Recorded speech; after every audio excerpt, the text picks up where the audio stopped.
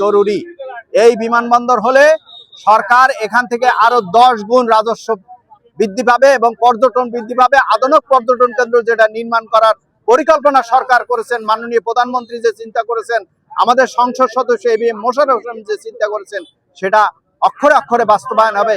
এদের ভাঙ্গা থেকে কুয়াকাটা পর্যন্ত 6 লাইন এবং রেল লাইন এবং কুয়াকাটা বিমানবন্দর এবং পায়রা পোর্টকে যদি সচল করা হয়, এখানে অর্থনৈতিকভাবে সরকার যে রাজস্ব পায় তার আরো 10 গুণ বেশি পাবে। আমাদের বিমানবন্দর নাই বলেই আমাদের এখানে পর্যটন সংখ্যা কম। কক্সবাজারে বিমানবন্দর আছে, আমাদের এখানে আন্তর্জাতিকভাবে যে টুরিস্টরা আসবে তার রাস্তাও নেই এবং বিমানবন্দরও নেই, রেল লাইন নেই।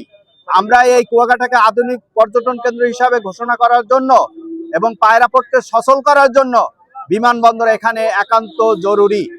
এই বিমানবন্দর হলে সরকার এখান থেকে আরো 10 গুণ রাজস্ব বৃদ্ধি পাবে এবং পর্যটন বৃদ্ধি পাবে। আধুনিক পর্যটন কেন্দ্র যেটা নির্মাণ করার পরিকল্পনা সরকার করেছেন, মাননীয় প্রধানমন্ত্রী যে চিন্তা করেছেন, আমাদের সংসদ সদস্য এবিএম মোশাররফ হোসেন যে চিন্তা করেছেন, সেটা অক্ষরে অক্ষরে বাস্তবায়ন হবে।